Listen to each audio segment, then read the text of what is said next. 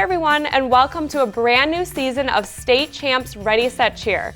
My name is Antonette Phelps, and this podcast will now be branded State Champs W's Ready, Set, Cheer, which is part of the new State Champs Women Initiative focusing solely on female athletics.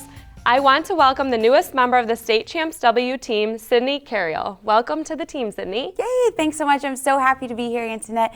And I want to first mention the sponsors of the show, Ready, Set, Cheer, this season. This program is presented by Lawrence Technological University. Lawrence Tech offers 24 sports, including dance and cheerleading. Academic and athletic scholarships are available. The LTU coaches want you to recruit yourself. Just go to ltuathletics.com and click on the Recruit Yourself link for more information. Ready, Set, Cheer is also brought to you by the Michigan High School Athletic Association, promoting the value and values of educational athletics, and by the Physical Therapy and Sports Medicine Pros with the Detroit Medical Center. Check out our Game Changers segment on the State Champs Michigan Facebook page or YouTube channel. All right, we are back for season 2, and we are so pumped to talk about cheerleading. We have a wonderful season coming up. But before we talk about cheerleading, let's get to know Sydney a little bit. So Sydney, why don't you just tell us a little bit about your background and your background with sports? Yeah, so I'm so excited to be here, like we said earlier. I'm from California, the San Francisco Bay Area. Born and raised there, huge sports fanatic, came from a huge sports fanatic family. So because of that, I went on to Arizona State and graduated in sports journalism there. In high school, I was a cheerleader, so I love me some cheerleading. And I also played softball, so that's kind of my sports background. At Arizona State, like I said, graduated in sports journalism, and we covered numerous sports. It was a lot of fun. And from there, I worked in Texas as a sports reporter. So if anyone's seen the movie Friday Night Lights, that's where I worked. So it was high school football with high school cheerleading. It was big there too. Yeah. So it was a lot of fun. And then I moved here to Michigan and was also a sports reporter in Flint. And now I'm here, and I'm just excited to get this going. Awesome. And to promote all these female athletes. Great. Well, you've got a great background in sports. So I'm excited about it. And I mean, a lot happened last year. I know it was different with COVID happening, and it was a different year all around, but what were some of your favorite parts from last season? Yeah, so we had some really interesting podcasts last year. Like you said, COVID was kind of at its peak last year when we started doing the podcast, so there were some restrictions on sports. Now there's still some restrictions depending on the district and the school and the county. You may be wearing a mask, and there may be some quarantine protocols, but otherwise we're hoping to see a little bit more normal of a season. So last year we had a D3 coach on, Beth Lockhart. She is the coach from Notre Dame Prep, and that one was really interesting for me because that was my alma mater, so I really liked hearing from her. She was a wealth of knowledge when it came to competitive cheer, and she has years of having very strong teams. So that was a great one. That was our opener last year. Yeah, I bet that was fun. It was. She was great. We also had Christina Wilson on. She is now the Brighton coach, but she was also at Gibraltar Carlson for a while, and she played a really large role in creating this powerhouse that is Carlson today, and then moving to her current D1 coaching role at Brighton. She was also the Secretary of Competitive Cheer Coaching Association of Michigan, and she was on the MHSAA Task Force for Competitive Cheer. So she was able to give us a lot of information about COVID last year. Yeah, I bet that was interesting too, her switching teams and having a good insight on that as well. Yeah, it was really interesting listening to her.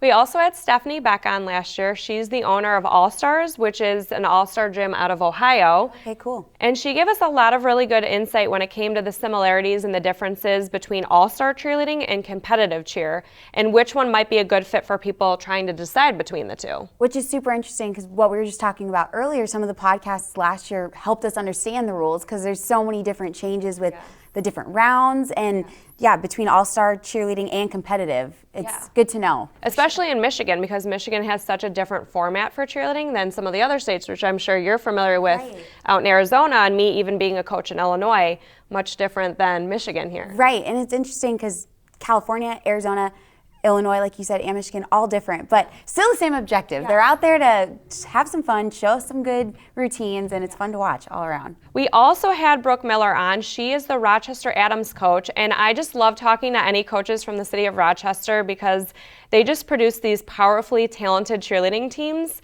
and Adams is definitely one of those teams. They won the D1 championship last year. They also won in 2020. So it was great listening to her. And back-to-back champs. Yeah, they were great. great, and even having some girls on from her team. I'm sure they're hungry to make it a three-peat this year. I think so. So hopefully we'll hear from them as well. Last year we had some MSU alumni on, and this was a really popular episode. It was a couple girls that I actually cheered with at Michigan State. Were you part of it? Of course. Yeah, I was part of it, but really it was me hearing my friends and some challenges that they had that I didn't even know about when they cheered in middle school, high school, even at Michigan State, and of course all the memories. And I think this one really struck a chord with a lot of people because if you're an athlete, you know that bond you have with your team. And if you're someone just listening who played any sport really, or if you're a coach or a parent, you likely remember that special connection with your teammates and all those special memories you made with them. So that was a really popular episode. Yeah, and like when you're in high school, you have dreams of possibly cheering in college, which I'm sure was great to hear all these alumni and their experiences, because it's different. I'm sure you know it's different from high school to college. So hearing from you guys, I think helped them understand what could happen in the future if they keep this thing going. Yeah, for sure. And we also had other coaches from college coaches who also had good insight in how to get to the next step if they wanted to. Yep, we did. So we had two coaches on from college level. One was Elise Packard from Michigan State. The other was Lauren Bird from Lawrence Tech, and both were very interesting to talk to as well. Just hearing kind of what you said, the change from high school to college cheer, what that entails. I know a lot of people were really interested in hearing about what a tryout would be like at the college level and what kind of skills those coaches were looking for. So if you haven't listened to them last year, go ahead and give that a listen this year as well. Right, because I'm sure it also helped with recruiting wise too, because that's a big part of all of this as well. Yeah, of course. And then we also had some judges. We did. So we had an MHSAA judge. Her name was Rachel Stalick, and that one was great, especially personally for me, because I really benefited from hearing about all the different rules. And it's a lot. I didn't think of that when I was a high school cheerleader here, because that wasn't really my job. Hearing like how many different rounds, you have to have this amount of girls match, round 1, round 3, this skill equals this amount of points. And so anyone who's just really would like to know more about the format of cheerleading and specifically how you judge teams, that would be a great one to listen to from last year. Yeah, that really helped me a lot because we did it so different in California compared to how it is now. And there's no right or wrong way, but it really helped to break it down from round to round to round, which was really good to hear. Yeah. From the source itself too. Yeah. Exactly. We also had Dr. Jason Novetsky on. He is a sports psychologist. He owns Champion Mindset Group out of Birmingham, Michigan. And that was an interesting one too, because he talks a lot about the mental side of athletics, visualizing, getting control of your mind, the importance of confidence. And I hope that we'll hear from him again this year too. Yeah, that would be a good one to listen to for sure. Who else do we have? We had so many good guests. It was awesome. We did. So we had Julie Goodwin. She was and is, I believe, still the head coach at Allen Park, Division II.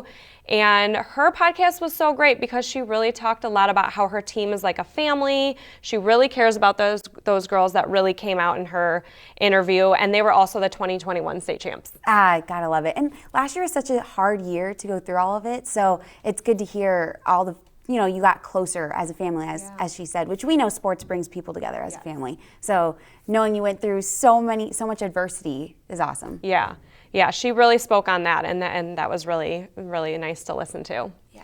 We also had Stacy Myers, who is the Pewamo Westphalia coach, and that's a D4 team, and this one was so great because we had so many people emailing us, asking us to put her on. Why haven't you interviewed Stacy yet? Popular. She was popular, yes. So that was so great. She did come on towards the end of the season. Pewamo Westphalia, they have been state champs 9 times, state runner-up 13 times in Division IV, and last year they took second behind Hudson, but it was very close and has been very close the past few years. Talk about a dynasty. I mean, wow. Yeah. That is awesome. And I think your favorite episode was top notch. It was a great one. Yes, my favorite episode was the one last year where we had 2 girls from Rochester Adams and 2 girls from Allen Park. So both different divisions. Allen Park, as I said, D2, Rochester Adams D1. Both of them were state champs, both of them trying to go back and get that title. But I loved hearing the girls talk with each other and kind of like fangirl over each other.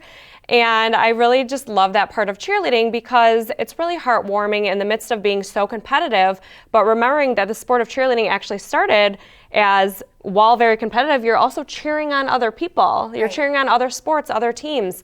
So to hear that competitive side of them come out and just be so excited for states to come up, but also like, guys, I love watching you. You're awesome. Yeah. Like, I love when you take the floor. Like, that was so great to hear that. I think you and I are similar in this fact that at competition, some of the best parts was sitting and watching the other teams and to see what they can do and just being amazed at the stunts they throw up or the floor routines they'd have. Like, that was one of my favorite parts. Me too. And also after you went on and performed, you're able to sit back and watch everybody else. It's awesome. Yeah, exactly. And then it just gives you ideas for next year and what else you can do with it. Like, oh, we should try that stunt next time. Exactly. And there's also a feeling of happiness when you're able to go up to someone and be like, you guys just killed that routine. Yeah, exactly. And that's what they were doing on that episode. And it was just so wonderful to listen to that. Because you know how hard it is. You practice all year for, 2 minutes on the mat? If that, it's crazy.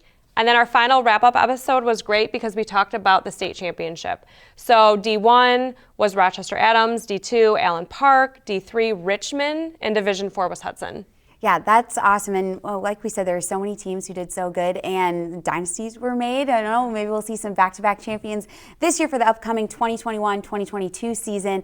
What do you think we should be looking for heading into this year? Yeah, so overall, I'm very excited about the new season and what the competition season will bring. I know there's a lot of teams out there trying to hold on to their state titles, so that will be fun to watch. And then some teams trying to win it back, so that'll be fun to watch too.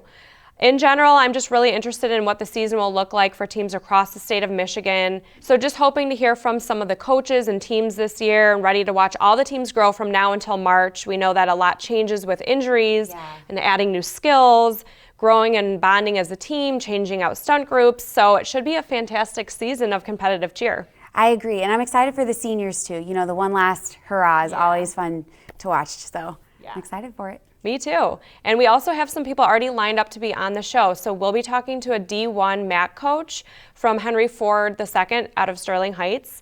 And that's going to be great because last year we didn't talk about the MAC that much, the MAC division. So it'll be interesting to hear what she has to say and give us some insight. And we'll also have a choreography and consulting company coming on, and they talk about how to best showcase and highlight the skills on teams. We'll also have a college coach come on again, a middle school coach, that'll be interesting hearing those girls, how they get them prepared to go up to high school. Yeah. And then a couple other teams like Richmond, Grand Blanc. We're still in talks with Plymouth, DeWitt, Granville, so we definitely have some people ready to go. Hopefully, like I said, we'll hear from Dr. Jason Novetsky again. And of course, we hope to hear from all of you. So if there is a topic that you want us to cover, please reach out to us. I know a lot of you already have on social media platforms. That's great. If you want to email us at readysetcheer@statechampsnetwork.com, you can get a hold of us that way too. Thank you to all of you who have been reaching out and following us and liking the podcast. You can listen and subscribe wherever you get your podcasts. So just a couple dates that we want to make sure everyone remembers for 2021-2022.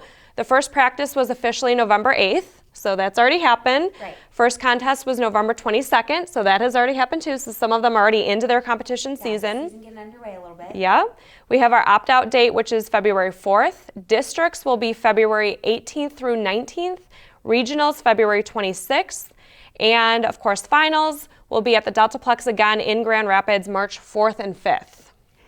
We've got a lot coming up here. Fast and furious, but it'll be everything's going to be great. And like you said, don't forget to send us whatever you guys want us to cover, your ideas or things that we might have missed. I mean, you guys are the ones that practice and stuff, so please let us know what's going on. We will take a short break, though, from the holidays, and we'll be back in 2022 with a ton of coverage. We're really excited to get this going. Yep, so we hope everyone has a great holiday season. Best of luck to the teams competing in December, and we will see you in the new year. Cheers.